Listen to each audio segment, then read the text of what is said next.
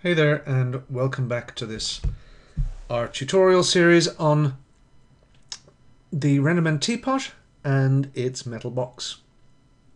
In the last part of the tutorial we actually had a look at working on the metal box, working on its shader using a RMS GPS shader. Okay, what we were looking at basically is we're looking at the dual specular. Okay, so we had a specular blend of 50.5. And we had slightly less shiny and slightly more shiny. So the roughness here basically is inverse to shininess. This is entirely smooth, and this has a slight bit of roughness to it. So the idea here is you actually get an improved specular response, looking more like you have a material which has layers. And it's awesome. It looks cool. I really like it. So in this part of the tutorial, we're going to have a look at the teapot. We're going to start off work on the teapot. We have some materials on it already, but we're going to explore the materials which are there. Also, I'm going to change the look of this significantly. Where we'll be going with this is, I'd like to actually have a metallic looking teapot and plastic looking feet. So I'm going to zoom into the teapot, get some more screen space for what's happening here. Okay, whoa, a bit too much. Okay, and line it up somewhat there. Okay, so I'm just going to set a render off as I discuss what I'm doing. So I'm going to re-render this and see what's happening. Okay, now the RMS GPS has a number of different ways in which we can actually attack a material. What I'll be doing first of all, I'll be making a single material for each of these, and after that I'll actually be using co-shaders, using bound materials to have two different materials on this large section of the teapot here. This may have to go into a separate tutorial because it will actually require me to unwrap the teapot, which I'll do as a separate tutorial, but it's long-winded and you may want to actually skip. The reason why I'll be unwrapping it is I'm going to have a Renderman logo in this area here, which will be inset and have a different material applied to it.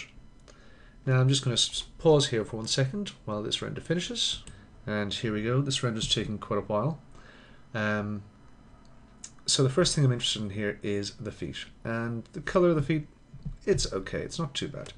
I'd like to be slightly darker, and I probably want to go for a dual specular here as well because I like the effect. It's an interesting effect to have.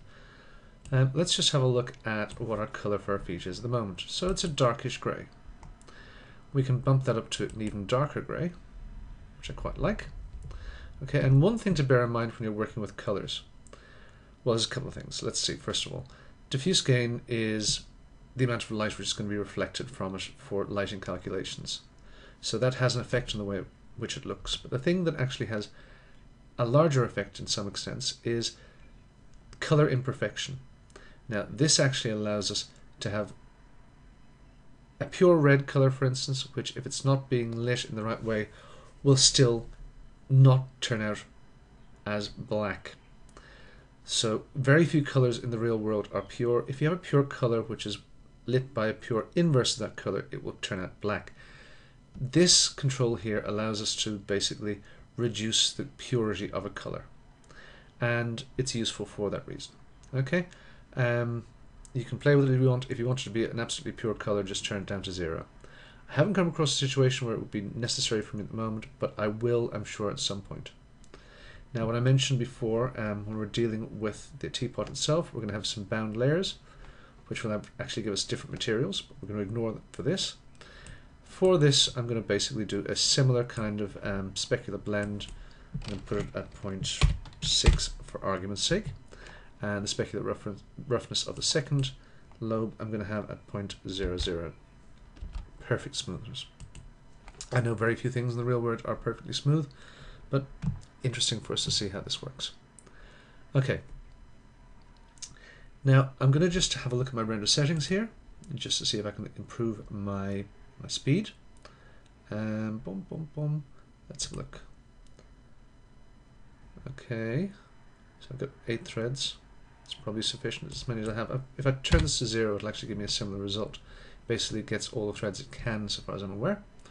My display is set to it, that's okay. We'll have a look at it in a bit more detail soon, coming up as well. close this. I'll also have a look at my globals over here. So let's drag these in. I'm going to drop my quality just for the moment. I'm going to drop it into 5 because it'll actually speed things up. I'll come back in and I'll just do a quick re-render and see how long that's taking. That should be significantly faster. It is, but I'll still pause for you to see how it looks at the end.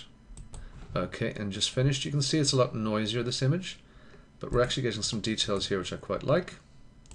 So let's just have a look at our previous image. Yeah. Color I prefer, and we're actually getting some interesting work here with the reflections.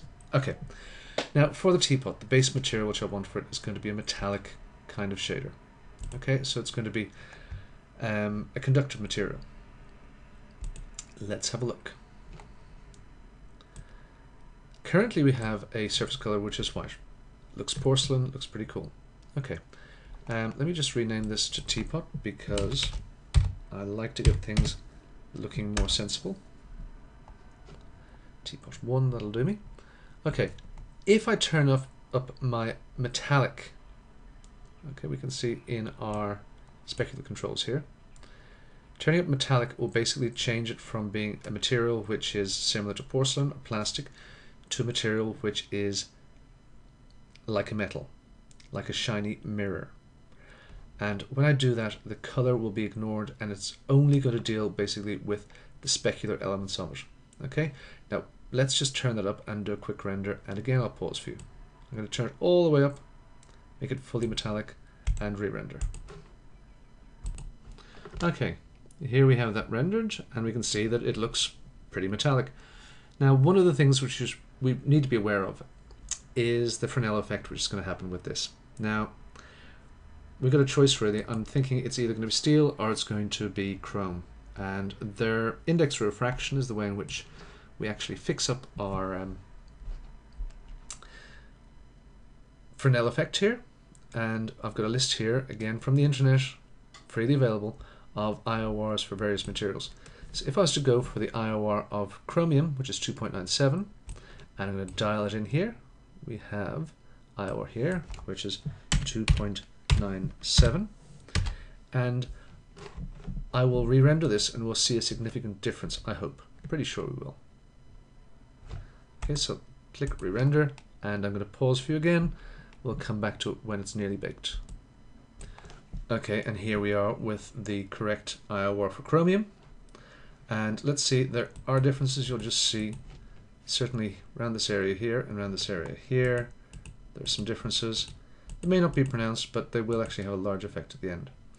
Okay, let's have a look at the lid as well. I think we'll probably see some differences there. Yes, this is the non-chromium IOR and this is the chromium IOR. Okay, so there's differences there. Now let's have a look. What I'm going to do now is I'm going to actually, this I want to be entirely metal, so I'm not going to have a second lobe, so I don't want a specular blend. But let's see how I can affect the color of this if I want to have a slightly different color. One would expect with most materials, changing the surface color will actually change it. So I'll make it bright red, and it appears red in my viewport, and I'll just do a quick re-render, and we'll see what happens. I'll let this run at the start, and you'll see that the surface color has no effect whatsoever. I'll just pause this and we'll come back at the end and do a comparison, but it has no effect on the metallic shader. Okay, it's nearly finished. We can see that there's pretty much no difference between this and the previous version. Let's call up our hub here and have a look. Previous version, current version.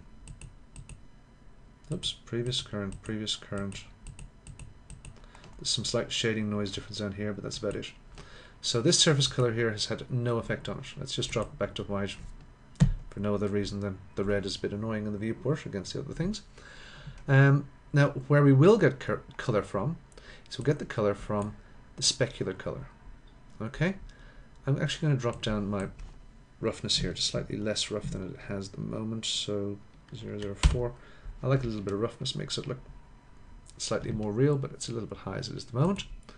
So let's go for a color here to make it look more bronzy, say. Let's go to a brownish color. Let's see if we can find a brown color over here. Push it a bit. Now this, to my mind, is a bit of trial and error because it's hard to actually visualize what color it will be when it's rendered. So let's just try that re-render. So you can see this is definitely having an effect on it already. I'm getting a brownish color here. A little bit too much on the red side. So I'll escape from that. Let's just hold a second.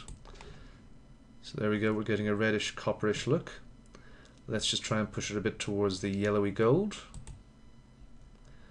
Start off with a base yellow color, drop it down, oops, drop it down a little bit.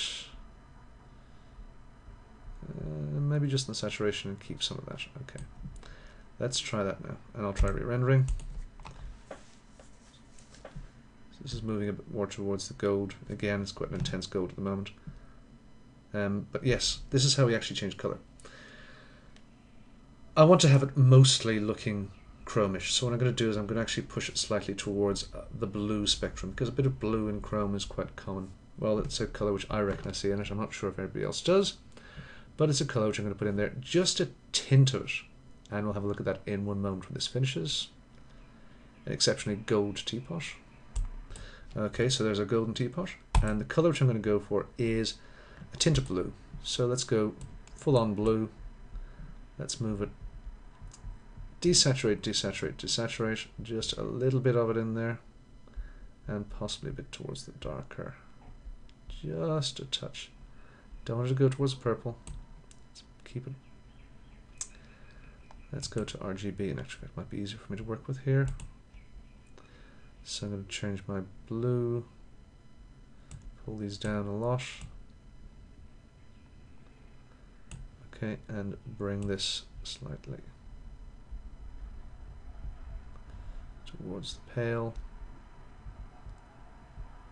Slight tint. Okay, this is me just fiddling around with it. Let's just select a color and say, yeah, it's got some color in there. Push up the blue in it. Let's see how we're looking. Okay, let's try re-rendering. Now this is almost as far as we're going to go in this tutorial. Get a slight tint to it, so it isn't an actual perfect mirror. It's actually giving a little bit of a tint to what it's seeing. And the next tutorial we're actually going to go to is we're going to unwrap this. Now, as I said, you can skip the unwrapping. I'll show you why we have to unwrap it now in a second. I'll show you the UVs of it when it just stops rendering. Okay, and there's a final render of that. I'm going to just tweak my color a little bit more to desaturate it. Set saturation down a little bit more.